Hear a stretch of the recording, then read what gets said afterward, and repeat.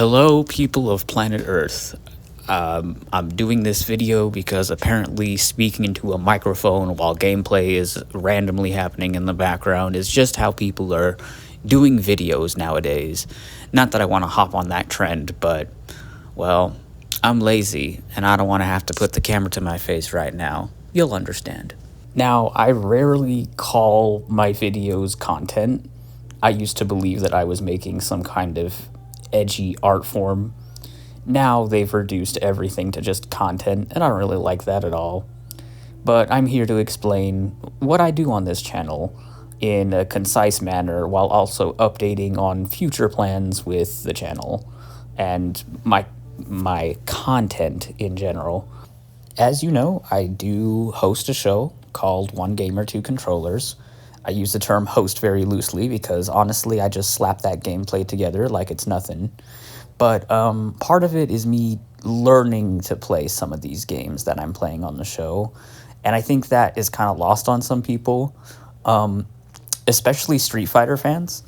I am deathly afraid of playing Mortal Kombat and Street Fighter because the fandom will come at me with everything they got.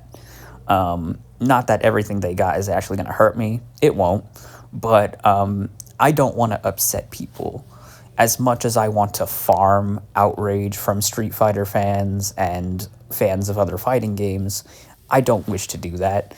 So instead of learning as I go, I'm going to try to master the game in its entirety before playing it on One Game or Two Controllers. That way there is no upset and there's no controversy with the games that I am playing. Simply because I don't want this channel to farm rage. You know, there's a lot of YouTube and internet personalities that farm hatred and rage, and I'm not here for that. I'm really not. I'm a simple person, and I have a family that loves me, and I love them, so I wish them the best, and I wish them to be safe. So why invite anger? Why invite rage? This is kind of indicative of my channel. My channel is kind of like my escape, my therapy. It is a diary, literally. The acronym DOAF, DOF. The first acronym is diary, you know. So we're going to get back to that, you know, in the best way that is feasible and possible. Rest assured, I do get positive comments. I do really appreciate that, you know, my videos are getting some kind of acknowledgement from people, you know, and that's special, you know, it's really special to me, because, I mean, I do try to convincingly play a multiplayer game with both hands, and I try to make it look as convincing as possible, as if, like, if you were just to take the gameplay, if you were to take me out of the gameplay and just look at the gameplay objectively, you'd, like, my goal is that you see that I'm using each character well, and I'm using each character's combos well against each other, and that it's mostly an even match. There's times where that doesn't happen, but it happens out of happenstance, you know what I mean? And sometimes my right hand is more dominant than my left hand. I switch controllers when that happens. Or I just switch controllers for fun. It really depends. We are in a very dangerous socio and political climate in the United States, where I live. And so as much as I love to make political content, and as much as I love to provide that, it's getting harder and harder to do so. I want to make more political content and video essays of that nature, but God, the censorship, the amount of censorship and hoops you have to jump to make that happen is just baffling to me. Absolutely baffling. You know, yeah, these videos that I make, they don't get a lot of views, and they're only heard by people, and honestly, I don't even care to do demographics on who's actually watching my shit, because honestly, this channel has always been me screaming into the void, hoping someone hears me, or if you don't hear me, you at least listen, you know what I mean? I have a lot of things to say and a lot of things I wish to say. There are a couple factors that stop me from doing so. Namely, it's time. Time to do these things. Like, even the time I make to make this video, it's time that I'm kind of splitting off between other things that I am doing. It's hard for me to set time aside to sit in front of a camera and yap, yap, yap like the algorithm wants me to. So, I mean, not that I've ever cared about what the algorithm really wants. I never really have, which is why this channel is not successful. And honestly, I'm not here for that kind of success. I'm just here to freely make what I want to make. And if you're here for it, good. If you're not, sorry about it, not my problem. When I'm not playing video games in front of an audience, I like to cook, and that's wonderful. My grandmother taught me most of what I know when it comes to cooking, and of course my mother and stuff, but mostly my grandmother is the cook of the family, and so she's teaching me everything she knows. Currently, I'm in this point in my life where I have decided to reject homelessness for myself, and be with my family, and I'm taking my time enjoying my time with my family. It's been several years since I've gotten to know them again, and I've isolated myself from them strongly, so I'm trying to reconnect the best that I can, and I'm using this time to really reach out and reconnect with my family, because I know eventually I won't be on this earth anymore, but you know what will be? All this footage, so this is for everyone. You're welcome. I also have a lot of strong opinions about how art is going, because I am an artist, so to speak. I mean, I paint and I draw constantly, and this world of AI art has me in a very pessimistic mood when it comes to making art, because I know it can be stolen. Hell, I'm working with a couple canvases right now because the last bunch of paintings are in the state of Washington, and I cannot get them back for the foreseeable future. And this happens to me constantly. I'll make like 40 to 50 paintings, and then all of a sudden it's gone in an instant. So not only am I dealing with like real art loss, but like real art thieves that use AI art, it's gotten me down, and it's hard to motivate myself to make anything anymore, because like, what's the point if you can just put in a prompt and make whatever you want? It's kind of sad, because back in the day when I was in school, guys would ask me to draw all kinds of crazy shit, and I feel like that's going to be lost on the next generation, because anyone can just put in a prompt and make something. And that's really sad, you know? People used to gather around at school around artists and make them draw stupid shit. And yeah, it was annoying, but it was fun, and it was a sense of community there. And I feel like that has been completely lost. Like the lyrics of Consolidated, ever-growing technology erases our sense of community. And I do believe that. I believe there is a way for real art to get on the map again, and it has to do with things AI art cannot do, like texture. You can look and touch these paintings and feel the texture, and that is something AI cannot do for now, until they start, you know, wrapping up them 3D printers to start painting things. So I feel like the way forward for art is to make it more loud than it's ever been, make it texturized, make it things that it's never been before. And I'm trying to figure out how to do that. And once I figure it out, I'll probably make a video about it. I've made videos about my paintings before, but you're seeing less and less content like that from me, because I don't want my art scanned and stolen for some stupid reason, which it can be, you know what I mean? It's got me really depressed, you know what I mean? Speaking of depression, y'all know that I'm not afraid to tell people what I am and who I am, and I really don't care what you think. I wear my sexuality on my sleeve for a very good reason, and this reason comes from decades upon decades of homophobia in our nation. I wear my sexuality on my sleeve mostly to let you know that I am not a predator. What do you mean by that? Well, I mean exactly what I said. It's because everybody likes to mistake homosexuals with predators and PDFs.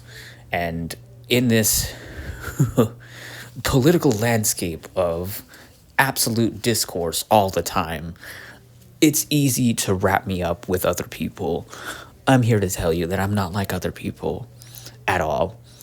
And I'm not even like the gays you see on TV, okay? I am a different beast. And my normal audience already knows this. However, today's political landscape contains so much vitriol and so much anger that it's hard not to string someone else by their shoelaces and call them a witch. I mean, it's a witch hunt all over, no matter if you're this or that or anything else. Why am I mentioning all this now? Well, I want to be honest to why there's a slowdown in what the audience calls content. I hate the word content, but you need to know why my work is slowing down. Unfortunately, when you wear your sexuality on your sleeve as loud as I do, you're bound to get people that don't even care about what you're trying to say and just see you as what they're gonna see you as. How do I know this? Well, this happened to me recently. I was profiled by my carbon footprint, and the cops used my carbon footprint to get a judge to sign a warrant to tear up my grandmother's guest room looking for things.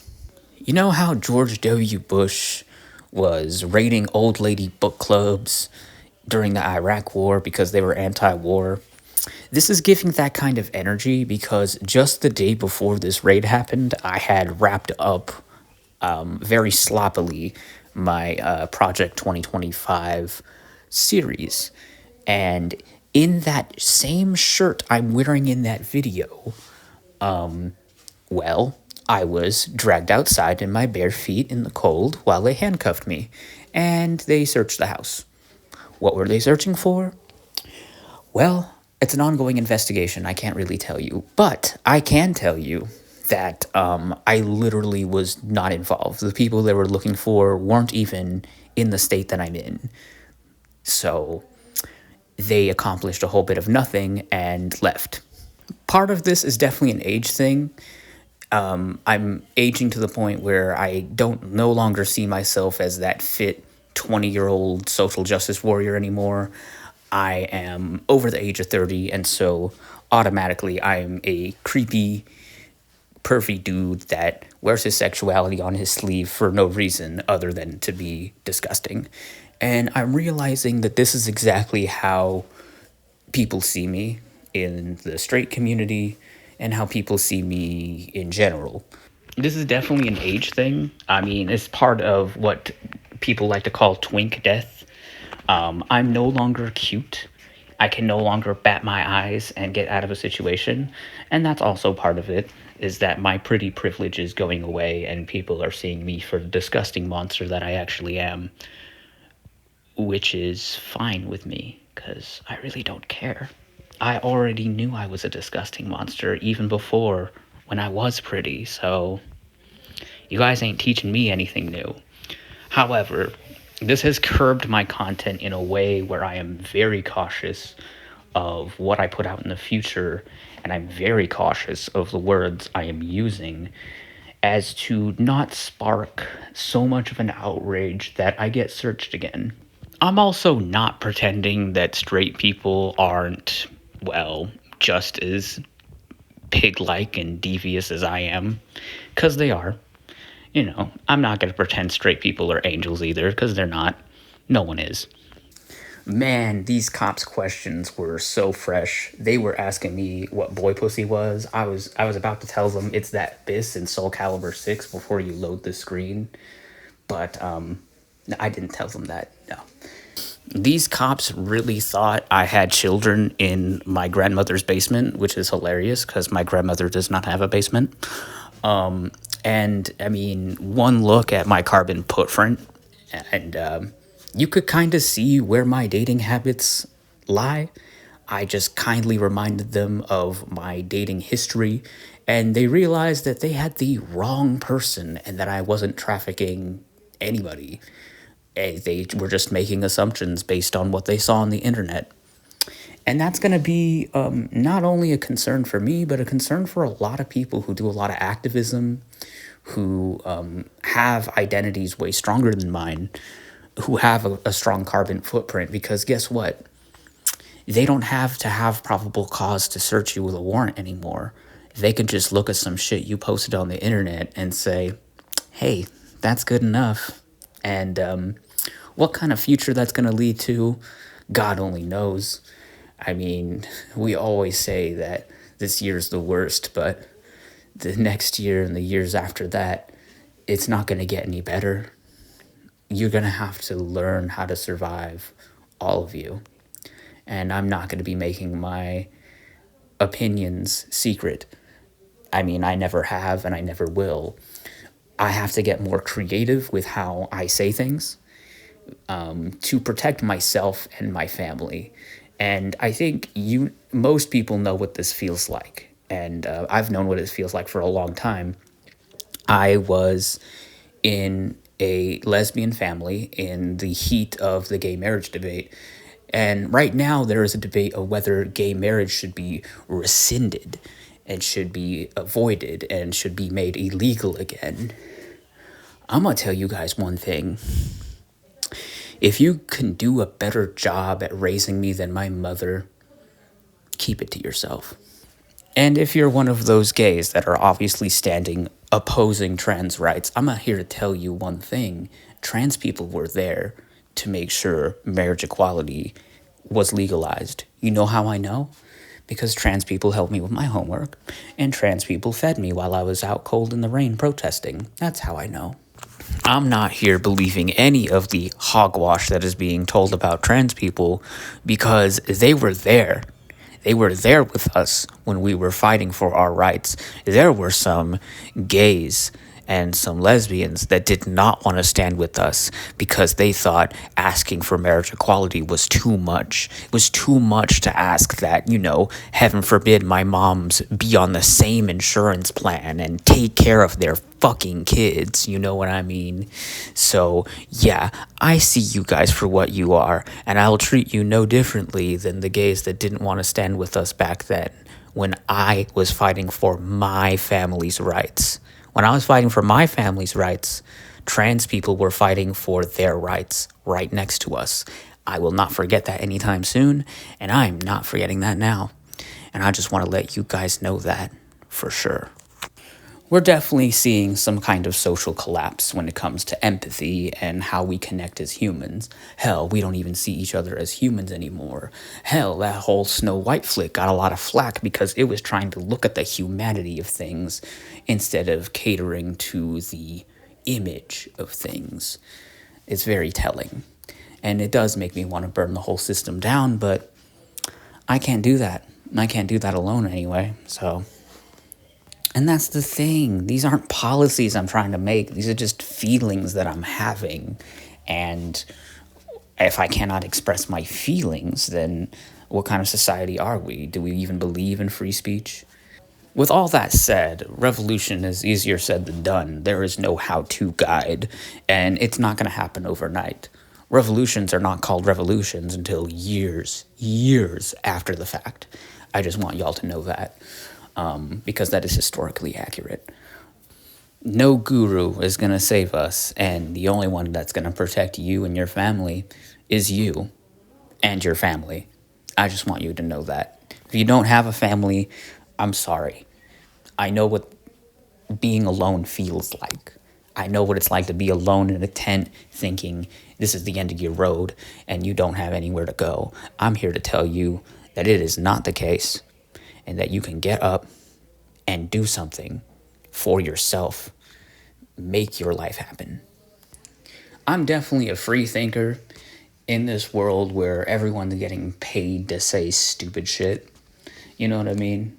And especially at this time, in this point of our history, with so much war going on in our world, it's time to not fuck around anymore. It really isn't. You have to stand on business. You have to speak with your full chest. And you have to stand up for yourself, because no one else is going to do it for you. I'm here to tell you that. Being angry at trans people, being angry at black people, being angry at Mexicans, Venezuelans, El Salvadorians, being mad at people and hating people and getting them deported isn't gonna make your life any fucking better. It's not. In fact, you're gonna be having less. You will have less than what you have because you are taking away from others. You understand that? You're fucking with people's livelihoods. This isn't a fucking game anymore of tic-tac-toe, YouTube drama, political takes. Nah, real people are on the fucking line, and none of you seem to give a damn. If I disappear from the internet, it's probably because I'm trying to protect myself. So, I don't need anybody concerned about that. I will be just fine, because I will be watching my back. I need you guys to watch yours, because it's gonna get ugly out here. I fully believe that it is very possible that the United States will end up like any other nation it got to war with. I fully believe that within 10 to 15 years, maybe even less than that, places will be complete fucking war zones. Tore up, buildings destroyed, hospitals destroyed. Why? Well, we have reaped what we sowed. It is something we've been doing to others for so long that eventually it will swing back at us. And we need to be ready. You need to be ready. Or you need to get out and escape.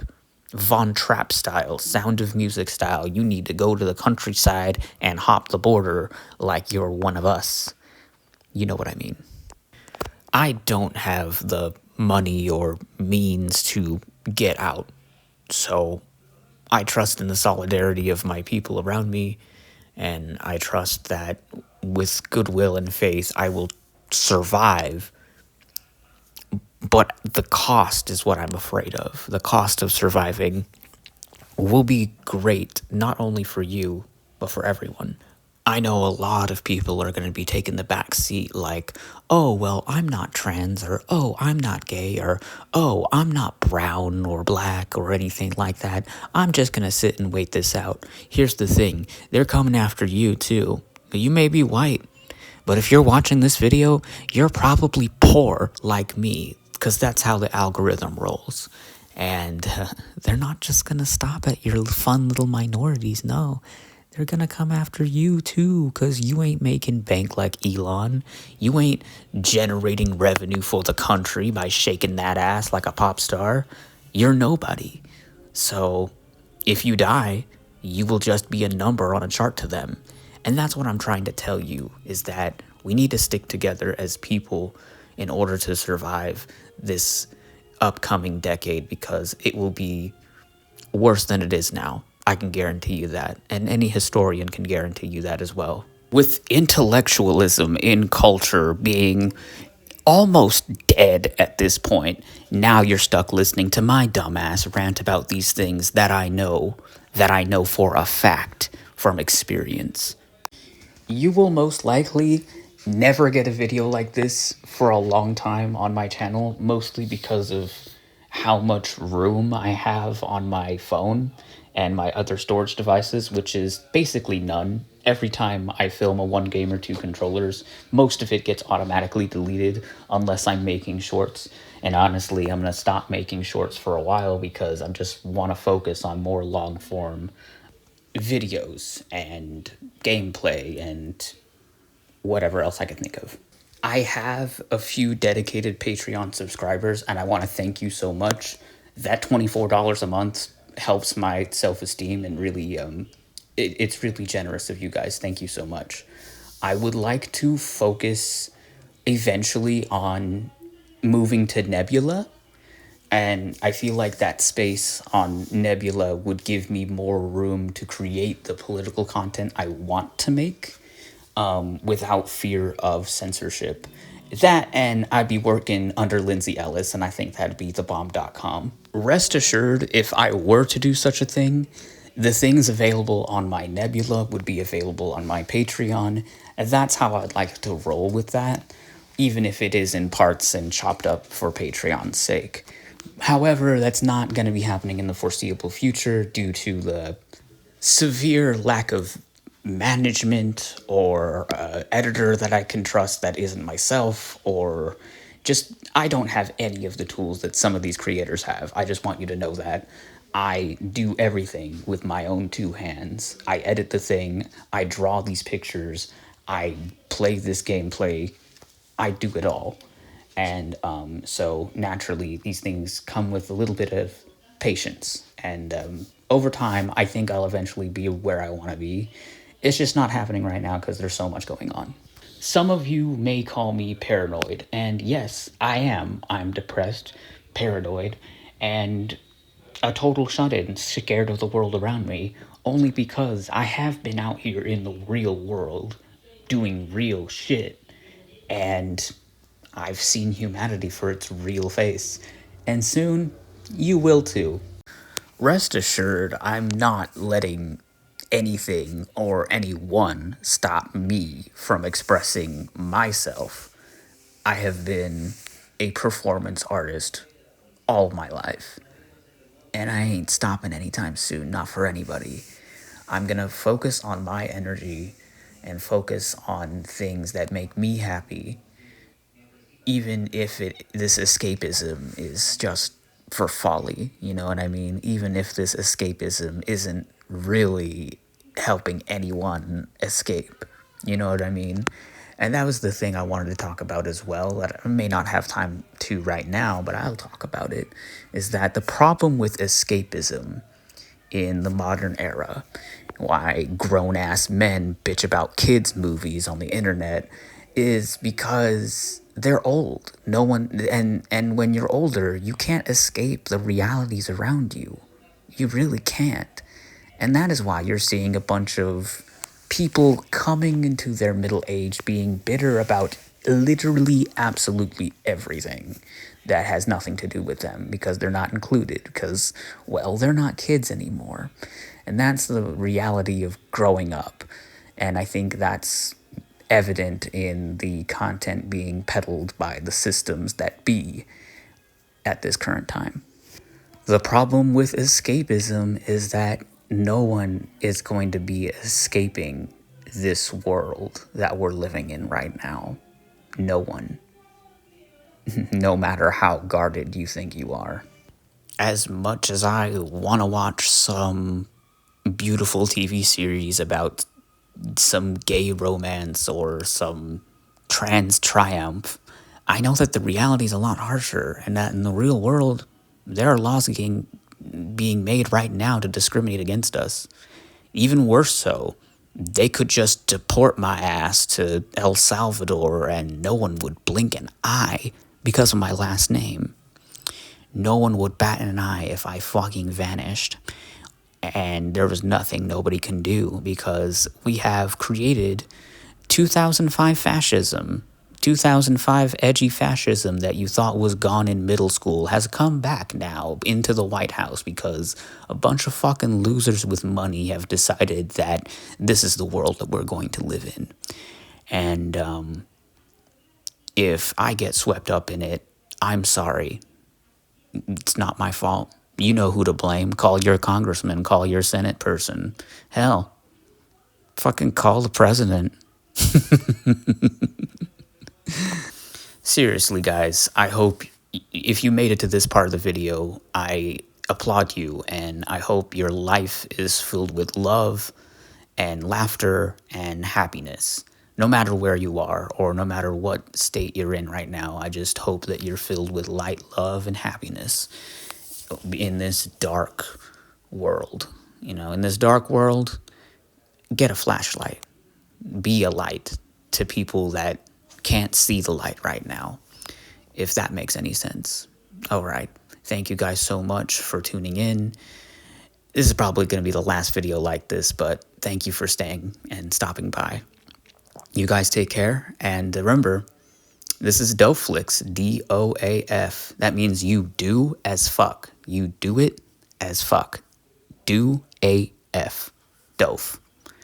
You do it. Do it now. Okay? All right. Love you guys. You take care.